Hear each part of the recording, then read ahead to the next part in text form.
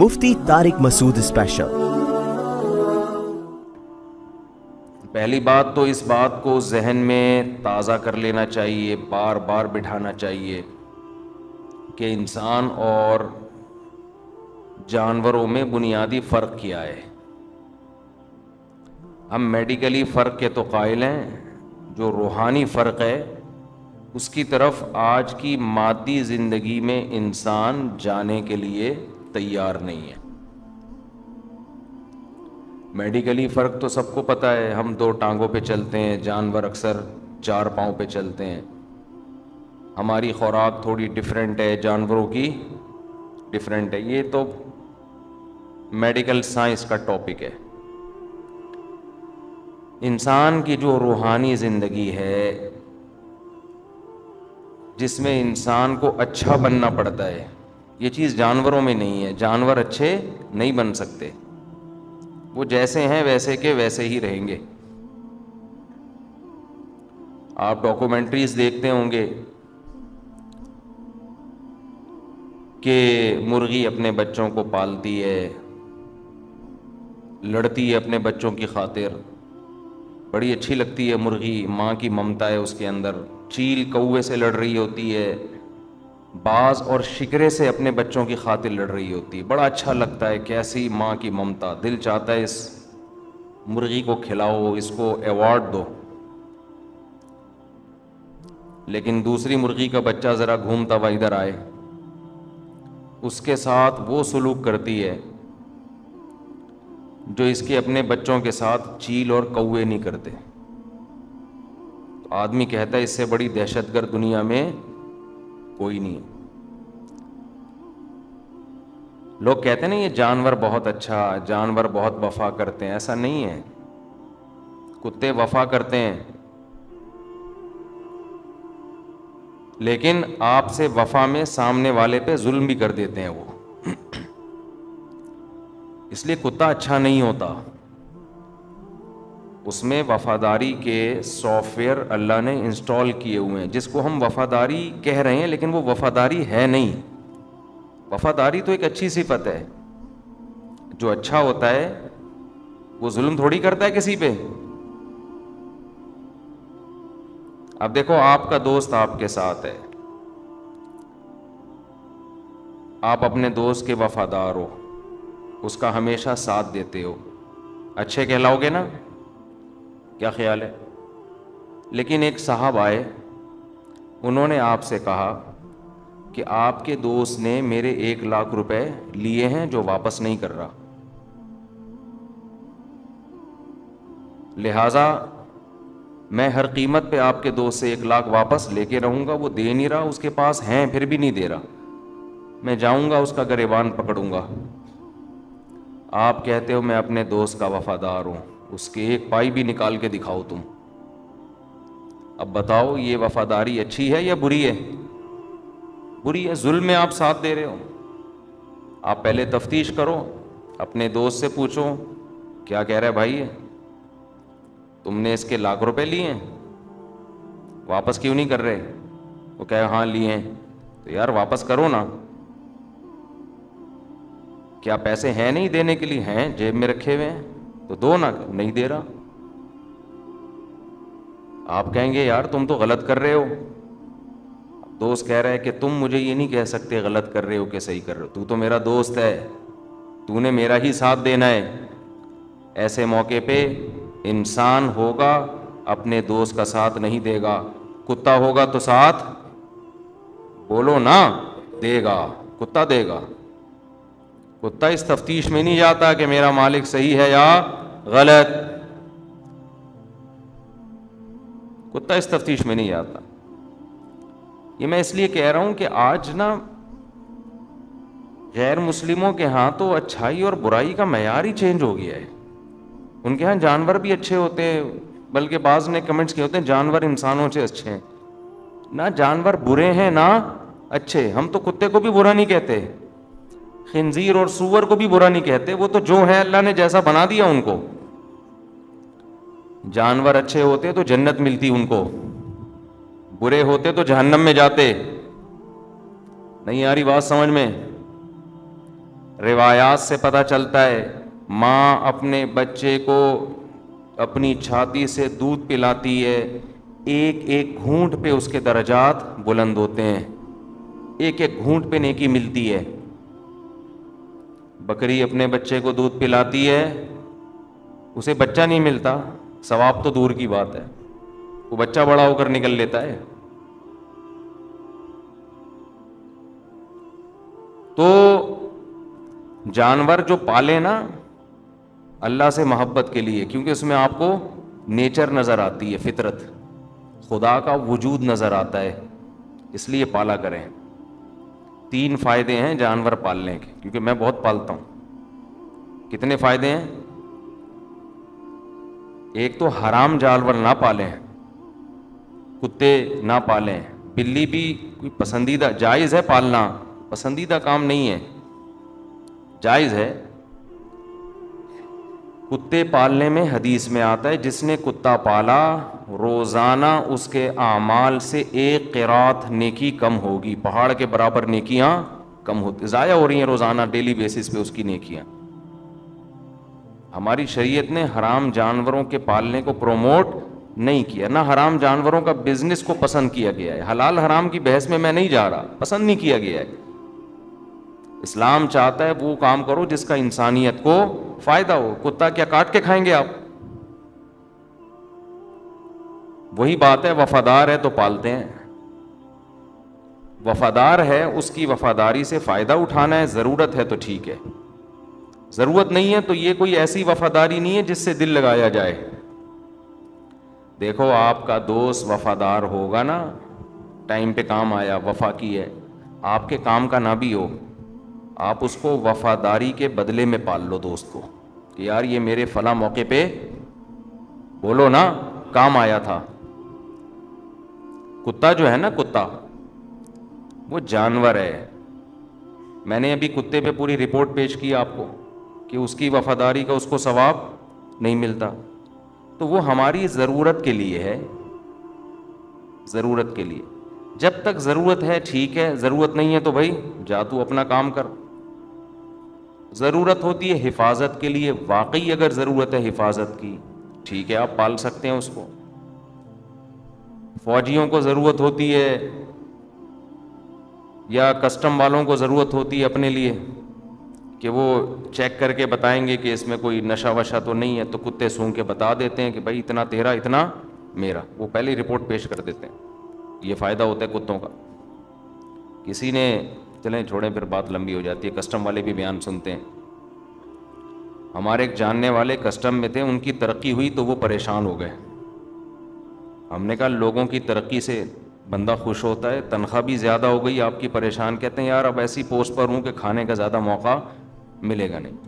حلال تنخواہ تو ڈبل ہو گئی ہے، لیکن جو کھانچے تھے وہ تو نیچے والوں کے ہاتھ میں اب فلٹر ہو کے آئے گا جو میرے پاس آئے گا۔ خیر، تو بات کہاں سے کہاں جا رہی ہے یار۔ 1 روپیہ بھی کوئی کسی کا کھا لے نا، 1 روپیہ بھی، وہ قیامت میں 1 روپیہ کی صورت میں نہیں ملے گا واپس۔ تو کسٹم والے جو ماشاء اللہ جو میرا بیان سن رہے ہیں، ان کے علاوہ کی بات کر رہا ہوں، جو طبیعت سے رشوتیں کھا رہے ہیں نا، یہ خوش نہ ہوں، خوش نہ ہوں، کیونکہ میرے بھی کچھ دن پہلے باہر سے کچھ آیا، وہ کسٹم والے پی گئے، وہ الحمدللہ وہ پی گئے، وہ ملا ہی نہیں واپس۔ ہمیں جانے میں تاخیر ہو گئی، الحمدللہ اللہ کا بڑا فضل ہو گیا۔ ہم نے کہا وہ اتنی مہنگی چیز نہیں تھی کہ ہم اس کے لیے اتنا درد سر لیتے، پی رہے ہیں پینے دو۔ تو مسئلہ یہ، اچھے برے ہر جگہ ہوتے ہیں، سارے ایک جیسے نہیں ہوتے۔ میں بار بار کہتا ہوں جو بیان سن رہے ہیں وہ بہترین لوگ ہیں، ان کے علاوہ کی بات کر رہا ہوں۔ تو بات یہ چل رہی تھی کہ آپ کتا پالیں، جب ضرورت پوری ہو چھوڑ دیں اس کو۔ ریوڑ کے لیے پالنا ہے، بعض لوگوں نے چھتوں پہ پرندے پالے ہوئے ہیں، چوریاں ہوتی ہیں، وہاں کے لیے کتا۔ یہ شریعت کا کتنا بڑا احسان ہے کہ ایک جانور کو پسند نہیں کیا، اس کے باوجود ضرورت کے لیے اس کو استعمال کرنے کی اجازت دے دی۔ کیوں دے دی؟ اس لیے کہ یہ جانور ہماری خدمت کے لیے پیدا ہوئے ہیں، خدمت کے لیے۔ جب تک خدمت ہے ٹھیک ہے، شوقیہ نہ پالیں. آج کل بڑے مالدار گھرانوں میں کتے پالنے کا شوق بہت تیزی سے بڑھ رہا ہے. میں موضوع سے ہٹ جاتا ہوں, مجھے پتا ہے, لیکن یہ چیزیں الگ ٹاپک بنا کے نہیں ہوتی, موضوع کے درمیان میں ان پہ ڈسکشن ہو جاتی ہے تو بات آگے چلی جاتی ہے. تو یہ فیشن بن چکا ہے. دیکھو ایک بات خوب سمجھو, اسلام جب بھی کسی چیز سے منع کرتا ہے نا, سمجھ لو وہ نیچر کے خلاف ہے, نیچر کے خلاف ہے. اگر اس کی طرف آپ کی طبیعت جا رہی ہے تو اس کا مطلب آپ میں کوئی فالٹ ہے, آپ نیچر سے ہٹ گئے. اس کی بہت ساری مثالیں ہیں, بہت ساری مثالیں ہیں اس کی. صفائی نیچر ہے یا گندگی نیچر ہے؟ صفائی نیچر ہے نا. اگر آپ کو صاف رہنا اچھا نہیں لگ رہا, اس کا مطلب کیا اسلام غلط ہے یا آپ غلط ہیں؟ کیا سب کو صاف رہنا اچھا لگتا ہے؟ بولو. نہیں نہیں, کچھ لوگ ایسے ہیں جو میلے کچیلے نہیں. ہم نے اپنے بعض ہمارے جاننے والوں میں سے ہیں, ہمارے دوست تھے, ان کے بارے میں رپورٹ تھی کہ پورے سال صرف عید کے دن نہاتے ہیں. وہ ہیں ابھی بھی ایسے لوگ ہیں الحمدللہ. نہیں ہے, نہیں نہانے ہوتے ہیں. آپ جائیں ایسے علاقے نظر آئیں گے ہر وقت گند, بہت ہی گندگی میں رہتے ہیں وہ. تو کیا ان کا دل نہیں کرتا نہانے کا, صاف ستھرا ہونے کا؟ نہیں کرتا. کرتا ہوتا تو بھائی ان کا دل کھانے کا کرتا ہے تو کھا لیتے ہیں, چلنے کا کرتا ہے تو چل لیتے ہیں, نہانے کا کیوں نہیں کر رہا؟ وجہ کیا ہے؟ میلا رہ رہ کے فطرت بولو چینج ہو گئی. توحید انسان کی فطرت ہے یا شرک؟ توحید فطرت ہے. آپ کے سامنے کوئی پتھر کا بنا ہوا بت لا کے رکھے, بولے اس کی عبادت کرو, آپ کہہ گئے مسٹنڈا, کیا لگتا ہے میرا یہ, ہٹا یہاں سے. بلکہ انسان تو اپنے جیسے انسان کے سامنے جھکنا پسند نہیں کرتا. یہ جو باس کی چمچہ گیری ہوتی ہے یہ تو مجبوری میں ہوتی ہے. خوشی سے کوئی چمچہ بنے گا باس کا؟ کون بنتا ہے یار؟ یہ میرا کیا لگتا ہے, تنخواہ منخواہ چاہیے تو یس سر جی سر تھوڑا بہت. تو انسان کی نیچر نہیں ہے یہ, خودداری ہے انسان کے نیچر میں, خودداری. لیکن جب فطرت چینج ہوتی ہے الٹ جاتا ہے. اسی طرح یاد رکھو, انسان کو یہ جو حرام جانور ہے نا, جو درندے ہیں چیر پھاڑ کے کھانے والے, ان میں اللہ نے ایک وحشت رکھی ہے. ان میں انسیت نہیں ہے, مانوسیت نہیں ہے. انسیت سمجھتے ہیں جسے دیکھ کے ایک اچھا سا لگے, یہ نہیں ہوتا ان میں. آپ نے بارہا دیکھا ہوگا, آپ اپنے دوست سے ملنے کے لیے گئے, دروازے پہ کتا ہے, آپ ایک دم دیکھ کے ہل جاؤ گے تھوڑی دیر کے لیے. یہ وحشت ہے. خود مالک جو ہے نا, مالک وہ بھی کتے سے تھوڑا سا ریزرو رہتا ہے کہ یار ہے بہرحال یہ کتا, کسی مرتبہ بھی یہ کتے پن پہ آ سکتا ہے, اس کا دماغ الٹا تو یہ آپ ہی کو کھا جائے گا. اور آپ یوٹیوب پہ ویڈیوز دیکھ سکتے ہیں, جو 10-10 سال سے وفادار کتے تھے انہی کا میٹر گھوما, انہوں نے مالک کو مار کے کھا گئے وہ. تو وحشت ہے اس میں ایک عجیب سی. پھر ان کی لید میں ایک الگ بدبو ہے, ان کے پیشاب میں, ان کی گندگی میں ایک الگ اسمیل ہے, اس میں بیماریاں ہیں. یہ انسان کے مانوس ہونے کے لیے نہیں ہے یہ جانور. انسان کو جن جانوروں سے اللہ نے مانوس کیا, جو صحابہ کرام پالتے تھے, جو انبیاء کرام پالتے تھے, وہ جانور ہیں اونٹ. آپ کبھی کسی جنگل میں اونٹ چلتے ہوئے دیکھیں, ہم تھر گئے تھے, اونٹوں کے غول کے غول دیکھ کے ایک الگ سی روحانیت. کتوں کو دیکھ کے کبھی یہ روحانیت محسوس نہیں ہوتی. ممکن ہے کوئی کتا پالنے والا میرا بیان سن رہا ہو کہ ہمیں تو بڑی روحانیت نظر آتی ہے, 6 کتے لائن سے جا رہے ہیں. آپ کو اگر نظر آ رہی ہے اس کا مطلب آپ چینج ہو چکے ہیں, اسلام چینج نہیں ہوا, آپ کی فطرت مسخ ہو گئی ہے. جو آدمی نیچر پہ ہو, بالغ ہوتے ہی نکاح کا دل کرے گا نا, اس کا لڑکیوں کی طرف طبیعت مائل ہوگی. جو گندا ہو وہ کدھر جائے گا؟ وہ لڑکے کی طرف جائے گا. دوسرے آدمی کو گھن آ رہی ہوگی, ابھی بے غیرت کو, بے شرم کو دیکھو کیا کر رہا ہے. دوسرے کو گھن آ رہی ہوگی, یار یہ پکڑا گیا, کس کام میں پکڑا گیا ہے, گھن آ رہی ہوگی اس کو. آپ کو گھن آ رہی ہے, اس کو نہیں آ رہی, تبھی تو اس نے یہ کام کیا نا. تو اب بتاؤ آپ گندے ہو یا وہ گندا ہے؟ وہ آپ کو گندا کہے گا کہ یار اتنا اچھا ہے یہ اور تمہیں اچھا نہیں لگ رہا. میں بھائی سبکتگین صاحب کتنے اچھے ہیں, میں اپنے ابا کی بہو بنا رہا ہوں اس کو. یورپ پہ تو ہونے لگا ہے نا, میں بتاتا ہوں بار بار. یورپ میں جب بیٹا کہے نا ابا میری شادی کر دو, تو پوچھتے ہیں میل سے یا فیمیل سے. یہ سسٹم ابھی وہاں چلنے والا ہے. تو ہم اس کو لطیفہ سمجھتے ہیں, لیکن وہاں ایک چیز کامن ہوتی جا رہی ہے. تو اب آپ بتاؤ اسلام برا ہے یا انہوں نے برائی کو پروموٹ کیا ہے؟ یہ تو نیچر تھوڑی ہے, یہ کوئی جانور یہ کام نہیں کرتا. تو یہ بات صرف میں یہ دماغ میں بٹھانے کے لیے کہ انسان جب الٹا ہوتا ہے تو اسے ہر چیز الٹی نظر آتی ہے. اس کا حل یہ نہیں ہے کہ سب چیزوں کو الٹا کر دے, اس کا حل ہے خود سیدھا ہو جائے. کسی کو سبکتگین اچھا لگ رہا ہے تو بھائی اس کو خدا کا واسطہ اس سے تعلق چھوڑ کے خود سیدھا ہونے کی کوشش کرو. جو نیچر ہے تمہیں وہ اچھی لگنے لگے گی تھوڑے دنوں میں. کوئی بھنگی ہے جس کو نہانے کا دل نہیں کر رہا, اس کو یہ نہیں کہ سب کو میلا کر دے, وہ اس کا طریقہ یہ ایک دن اس کو سروس اسٹیشن لے جا کے تیزاب سے نہلاؤ, بار بار نہلاؤ, خوشبوئیں چھڑکو, تھوڑے دنوں میں اس کو صفائی اچھی لگنے لگے گی. اس لیے جو لوگ کتے پالتے ہیں, بلے پالتے ہیں, ان سے میں کہتا ہوں کچھ دن اونٹ, بکریاں, بھیڑ, مرغیاں پال کے دیکھو. میرے دوست ہمارا یہ شاگرد کہہ رہا تھا کہ آج مرغیوں پہ بیان ہوگا. میں نے اس ہفتے مرغیاں بطخیں خریدی نا, کہہ رہے آج ہو نہیں سکتا کہ مرغیوں پہ بیان نہ ہو. میں نے کہا نہیں ہوگا, آج کوئی ٹاپک ہی نہیں ہے. لیکن یہ اس لیے نہیں ہوا کہ میں نے رکھی ہوئی, وہ اتفاق سے.